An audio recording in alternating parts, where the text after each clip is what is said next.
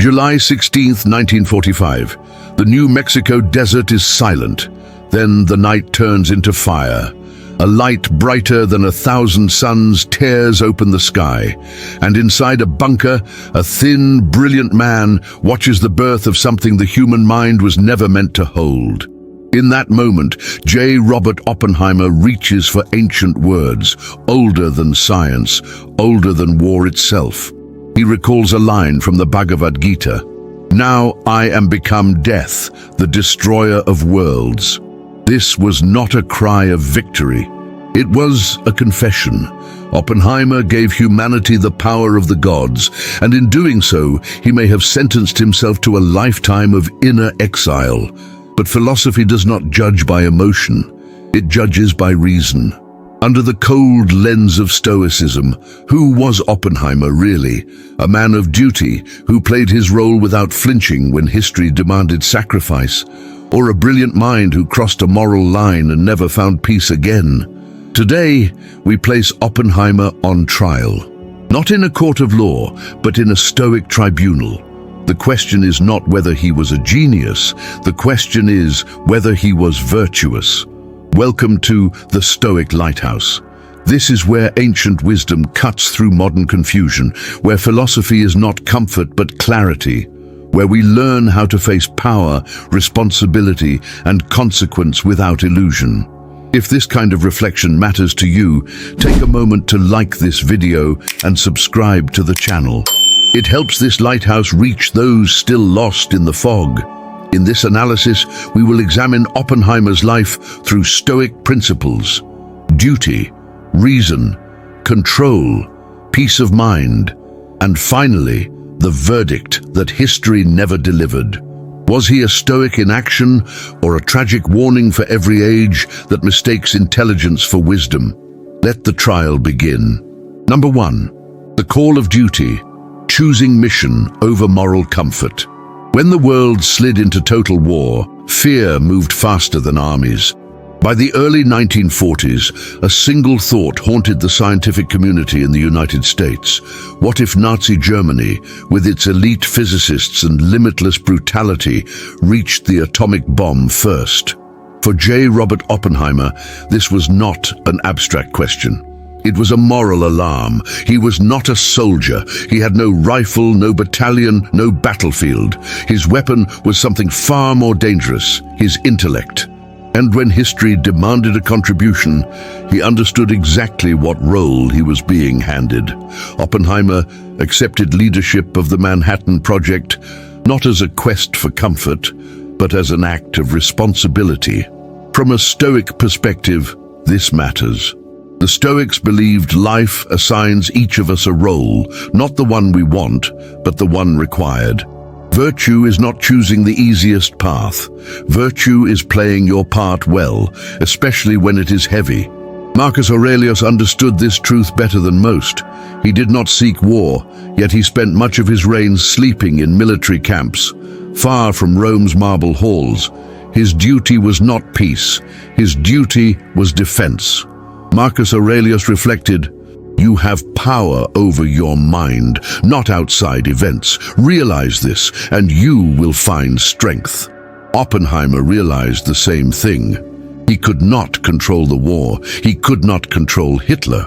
He could only control whether he would act or retreat into moral paralysis, and so he acted. He organized the most brilliant scientific minds on Earth, locked them inside a secret city in the desert, and demanded the impossible: speed, precision, silence, cooperation, all under the ticking clock of global catastrophe. From a Stoic lens, this is officium, duty without illusion, duty without self-pity. The philosopher William B. Irvine explains that Stoic duty is not about moral purity, but about service to the larger order. William B. Irvine explains, "The Stoic does not ask whether a task is pleasant or flattering, he asks whether it is necessary." For Oppenheimer, the task was necessary. Delay was not wisdom. Hesitation was not virtue. If the bomb could be built, it would be built by someone. And if someone had to do it, He believed it should be done with intelligence rather than fanaticism. This was not emotional bravery, it was rational resolve. He suppressed doubt, ignored comfort, and subordinated his personal conscience to what he perceived as a higher obligation. In Stoic terms, he aligned himself with the role fate had assigned. At this stage of his life, Oppenheimer did not see himself as a destroyer. He saw himself as a guardian standing between civilization and something worse. Whether that belief was correct will come later. But in this moment, under the strict standards of Stoicism, his choice reflects a man who answered the call of duty without flinching. Number 2, the discipline of action, reason under extreme pressure. The Manhattan Project was not just a scientific challenge, it was controlled chaos, thousands of brilliant minds, massive egos, radical uncertainty, experimental physics pushed beyond theory into dangerous reality, all compressed into a remote desert town under absolute secrecy. Most leaders would have failed. Oppenheimer did not. From a Stoic perspective, this chapter of his life reveals something rare. The discipline of action, the ability to focus the mind entirely on what must be done without being crushed by the scale of the task. Stoicism teaches that the present moment is the only arena where virtue can operate. Anxiety lives in imagined futures. Regret lives in imagined pasts. Action lives now. Epictetus built his entire philosophy on this principle. Epictetus warned, "If you wish to improve, be content to appear foolish or stupid in some things. Do not get distracted. Stay with the task." Oppenheimer stayed with the task. He translated abstract equations into engineering reality. He bridged communication between theorists and builders, civilians and military officers, dreamers and pragmatists. He absorbed conflict instead of amplifying it. Where others panicked, he clarified. Where others argued, he synthesized. Where chaos threatened to fracture progress, he imposed reason. This was not accidental. It was mental discipline. The Stoics believed reason is humanity's highest tool, not emotion, not instinct. Reason allows us to impose order on disorder. And under unimaginable pressure, Oppenheimer's mind became exactly that instrument. Modern psychology would describe his state as deep cognitive immersion, what neuroscientists call flow, a condition where the mind narrows, distractions dissolve, and performance peaks. William B. Irvine explains why this matters. William B. Irvine explains, "By focusing attention on what is under our control, we starve anxiety of the energy it needs to survive." The Manhattan Project consumed Oppenheimer's attention completely, and in doing so, it shielded him. For a time, he did not allow himself to contemplate Hiroshima. He did not dwell on future consequences. He confined his mind to the physics, the logistics, the deadlines. From a Stoic standpoint, this was functional, necessary, even admirable. The pre-Stoic philosopher Zeno taught that tension is not the enemy of harmony. Properly directed, it creates structure. Oppenheimer embodied this. He balanced military urgency with scientific integrity. He held together incompatible forces long enough to produce results history would never forget. But Stoicism also carries a warning. Discipline of action without discipline of judgment is incomplete. Reason used only as a tool, not as a moral compass, can build anything, including disasters. At this stage, Oppenheimer mastered the Stoic art of focus. He became nearly invincible in execution. What he had not yet faced was the price of narrowing the mind for too long. Number 3, the weight of consequences, accepting a fate you cannot undo. When the war ended, Oppenheimer's role did not. The explosions over Hiroshima and Nagasaki closed one chapter of history and opened another far darker one. In that moment, Oppenheimer could have chosen retreat. He could have disappeared into academic prestige, protected by medals, funding, and silence. He did neither. Instead, he stepped forward and accepted the burden of what he had helped unleash. From a Stoic perspective, this choice is critical. Stoicism does not demand emotional numbness, it demands responsibility. Once an action is taken, the Stoic does not flee from its consequences. Oppenheimer publicly opposed the uncontrolled expansion of nuclear weapons. He warned against the hydrogen bomb. He argued for international oversight. And in doing so, he placed himself directly in the path of political power. This decision cost him everything. During the height of Cold War paranoia, Oppenheimer was subjected to a humiliating security hearing. His loyalty was questioned. His reputation was dismantled. He was stripped of influence and pushed to the margins by the very institutions he had once served. A weaker man would have responded with bitterness or revenge. Oppenheimer did not. He accepted his fall as part of the role history had assigned him. This is where Stoicism introduces one of its most demanding ideas, amor fati, the love of fate. To love fate does not mean to enjoy suffering. It means refusing to waste energy resisting reality. The Roman Stoic Seneca understood this truth intimately.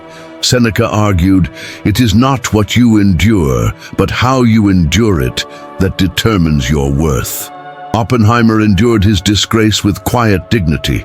He did not campaign for public sympathy. He did not rewrite his past. He accepted responsibility without attempting to escape it. Modern Stoic thinkers often emphasize this moment as the dividing line between collapse and character. William B. Irvine explains, "Once we stop wishing the past were different, we regain the ability to act wisely in the present." Oppenheimer stopped wishing. He redirected his life toward warning, teaching, and restraint. He became, unwillingly, the moral witness of the atomic age. Not a hero celebrated for victory, but a voice cautioning against excess. From a Stoic lens, this is a form of strength. He did not deny what he had done. He did not blame others. He accepted the identity history placed upon him and attempted to act virtuously within it. But Stoicism also asks a harsher question. Acceptance is not peace. A man can accept his fate and still be haunted by it. And in Oppenheimer's case, the burden he carried would soon reveal a deeper fracture in his inner life. Number 4. A mind without peace, the complete absence of ataraxia. Here the Stoic defense begins to crack. The words that made Oppenheimer immortal were not spoken in triumph, but in despair. "Now I am become death, the destroyer of worlds." This is not the voice of a Stoic sage. It is the confession of a man whose inner citadel has collapsed. Stoicism does not demand indifference to suffering, but it does demand ataraxia, inner tranquility. The ability to remain psychologically intact after acting according to reason. Oppenheimer never achieved this. After the war, his life became a prolonged internal exile. He was consumed by guilt, anxiety, and a crushing sense of moral responsibility. The weight of what he had helped create did not fade, it intensified. His famous meeting with President Truman exposes this fracture clearly. When Oppenheimer told him, "I feel I have blood on my hands," Truman reportedly dismissed the remark with irritation. But what mattered was not the president's reaction. What mattered was the judgment Oppenheimer had already passed on himself. From a Stoic perspective, this was fatal. Epictetus taught that suffering does not come from events, but from the judgments we attach to them. Epictetus warned, "It is not things themselves that disturb us, but our opinions about them." Oppenheimer acted under the belief that stopping Nazi Germany was a moral necessity. If that judgment was sound at the time, then the outcome, however horrific, should not have destroyed his inner peace. A Stoic would say, "You did your duty. The rest was never under your control." Oppenheimer could not accept this. He granted his guilt full authority over his inner life. He allowed remorse to become identity. His reason, once sharp and disciplined, turned inward and devoured him. Modern Stoic philosopher Donald Robertson often describes persistent guilt as a refusal to complete the Stoic process. Donald Robertson explains, "Stoicism is not about suppressing emotion. It is about processing it correctly, so it does not rule the mind indefinitely." Oppenheimer never finished that process. His torment was deeply human, understandable, even admirable in its sincerity. But by Stoic standards, it was also a failure of judgment. Ataraxia does not mean forgetting the dead. It means refusing to let grief and guilt annihilate your capacity to live and act virtuously. Oppenheimer could not rebuild his inner citadel. The same mind that organized chaos into order could not impose order on its own remorse. In Stoic terms, this is the line he could not cross. He may have been disciplined in action, he may have accepted his fate publicly, but internally he was at war until the end. And a mind without peace, no matter how brilliant, cannot be called Stoic. Number 5. The genius trap. Duty entangled with ego. The Stoics were ruthless about motivation. It was never enough to do the right thing. One had to do it for the right reason. This is where Oppenheimer's moral clarity begins to blur. There is no doubt that he felt a sense of duty, but there is also no doubt that he was a man acutely aware of his own brilliance. He was charismatic, intellectually dominant, and deeply conscious of standing at the center of history. For a mind like his, the Manhattan Project was not only a responsibility, it was the ultimate stage. Leading the greatest scientific effort ever assembled, solving the most complex problem of the age, shaping the outcome of a world war. These are powerful temptations, especially for a genius who had long craved recognition. Stoicism treats this mixture with suspicion. The ancient Stoics classified fame, glory, and admiration as externals, indifference. They are neither good nor bad, but attachment to them corrupts virtue. Chrysippus, the great Stoic logician, insisted that a virtuous action must be clean at its root. Chrysippus taught, "An action is truly good only when its cause is virtue itself, uncontaminated by the desire for reputation." Was Oppenheimer uncontaminated?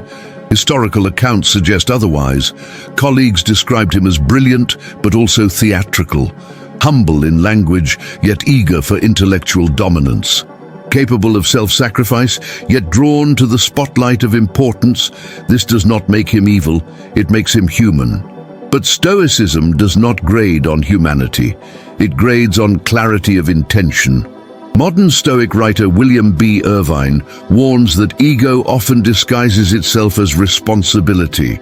William B. Irvine explains, "We tell ourselves we act for the greater good, when in reality we are protecting the image we have of ourselves." The question becomes unavoidable. Would Oppenheimer have accepted the same role if it guaranteed obscurity instead of historical significance?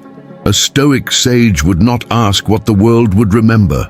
He would ask only what the role required. Marcus Aurelios never sought monuments. He reminded himself repeatedly that fame dissolves, memory fades, and applause is borrowed. Marcus Aurelios reflected, "All is ephemeral, both memory and the object of memory." Oppenheimer, by contrast, seemed painfully aware that he was shaping something permanent. That awareness may have fueled his commitment, but it also tethered his soul to outcomes he could never fully control. In Stoic terms, this is bondage. When duty becomes entangled with ego, the action may still succeed, the mission may still be accomplished, but the inner freedom of the actor is compromised. Oppenheimer's genius did not free him, it bound him. And this binding would matter deeply when the world turned its judgment back on him. Number 6. The failure of wisdom, giving absolute power to imperfect men. Up to this point, Oppenheimer can still be defended as a man who acted under pressure, duty, and fear. Here, that defense collapses. Stoicism places wisdom above all other virtues, not intelligence, not technical mastery. Wisdom, the capacity to understand how the world actually works, especially how human beings behave when given power. This is where Oppenheimer failed most profoundly. The scientists of the Manhattan Project operated under a dangerous assumption that the sheer horror of nuclear weapons would force humanity into restraint. That fear would produce cooperation, that rational men, once shown the abyss, would step back from it. History proved otherwise. From a Stoic lens, this belief was not naive, it was irresponsible. Seneca, who lived inside the machinery of imperial power, never confused reason with goodness. He understood that authority amplifies vice more often than virtue. Seneca warned, "No one is more dangerous than he who has power and believes himself righteous." By delivering absolute destructive capacity into the hands of political and military institutions, Oppenheimer entrusted fate to men driven by ambition, fear, and rivalry, the very forces Stoicism warns against. The result was not peace, it was an arms race, a permanent state of existential threat. The Greek historian Thucydides diagnosed this pattern centuries earlier. Thucydides observed, "The strong do what they can, and the weak suffer what they must." Nuclear weapons did not abolish this rule, they perfected it. From a Stoic standpoint, true wisdom requires anticipating human weakness, not assuming moral awakening. A Stoic sage would have questioned whether any institution, no matter how well-intentioned, could wield such power without corruption. Oppenheimer did not question this deeply enough. Modern thinker Nassim Nicholas Taleb calls this failure epistemic arrogance, the belief that technical expertise grants authority over outcomes in complex human systems. Taleb explains, "Those who design powerful systems without understanding their consequences create fragility on a massive scale." Oppenheimer mastered physics. But politics is not physics. Power does not obey equations, it obeys incentives, fear, and ego. Stoic wisdom demands restraint when knowledge outpaces character. By focusing on what could be done instead of what should be unleashed, Oppenheimer crossed the final philosophical boundary. He became a brilliant instrument in a system he did not fully comprehend. This was not a failure of courage, it was a failure of wisdom. And in Stoicism, wisdom is the virtue that governs all others. Without it, even the most disciplined action becomes dangerous. Number 7. Final verdict, a tragic hero, not a Stoic sage. The Stoic tribunal withdraws. The evidence has been laid bare, not about J. Robert Oppenheimer's intelligence, but about his soul. And what emerges is not a villain nor a sage, but something far more unsettling. A tragic hero. The defense showed a man who answered the call of duty when history demanded sacrifice. A leader who imposed reason on chaos and carried the burden of his actions without fleeing responsibility. The prosecution revealed a mind consumed by guilt, entangled with ego, and ultimately undone by a failure of wisdom. A man who disciplined action but never mastered assent, who could organize the world but not quiet his own judgment. So the question must be answered plainly. Was Oppenheimer a Stoic? By Stoic standards, the answer is no. A Stoic sage acts with virtue and retains inner peace. Oppenheimer acted with discipline, but his inner citadel never recovered. He did not merely regret his creation, he was destroyed by it.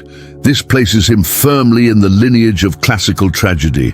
Like Prometheus, he stole fire from the gods to serve humanity and paid for it with eternal suffering. His punishment was not imposed by Zeus, but by his own conscience. The Stoics would recognize this pattern immediately. Greatness without wisdom is not strength, it is exposure.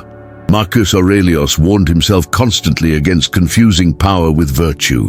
Marcus Aurelios reflected, What does not make a man better also does not make him greater. Oppenheimer became greater in historical scale, but not in inner freedom. His brilliance elevated him, but it also isolated him. The higher he rose, the heavier the fall became. His tragic flaw was not malice, it was belief. The belief that intellect could outrun consequence, that responsibility could be completed at the moment of action. Stoicism teaches the opposite. Responsibility does not end when the task is finished. It ends only when the soul is at peace with what was done. Oppenheimer never reached that peace. He stands as a warning carved into history, a reminder that technical mastery without moral restraint produces not wisdom, but catastrophe. That duty without philosophical clarity can demand a price the human mind cannot afford to pay. He was not a Stoic sage. He was something more human and far more dangerous. A brilliant man who fulfilled his role but could not survive its meaning. Oppenheimer's story does not belong to the past. It belongs to us. We live in an age where intelligence moves faster than wisdom, where tools grow more powerful while moral clarity struggles to keep pace. Oppenheimer is not just a historical figure, he is a mirror. Stoicism teaches that power is not dangerous by itself. What makes it dangerous is placing it in the hands of a mind that has not mastered itself. Oppenheimer mastered nature. He did not master his inner world. And that is the final lesson. Before we build, before we innovate, before we change the world, we must ask whether our character is strong enough to survive what we create. Now I want to hear from you. What would you have done in Oppenheimer's place? Did duty justify his actions, or was wisdom already lost the moment the project began? Leave your reflection in the comments below. This conversation matters. If this analysis challenged the way you think about power, responsibility, and moral choice, make sure to like the video, share it with someone who values deep reflection, and subscribe to the channel for more Stoic philosophy applied to modern life. In the next video, we will explore how some of history's greatest leaders developed a shared mental weapon, a way of thinking that allowed them to endure pressure, chaos, and moral uncertainty without breaking. It is the same internal system that separated rulers from tyrants and leaders from victims, and we will break it down piece by piece. We leave you with a final thought, a warning that echoes through every age of human progress. Hannah Arendt once observed, "The most radical revolutionary will become a conservative the day after the revolution." See you in the next video.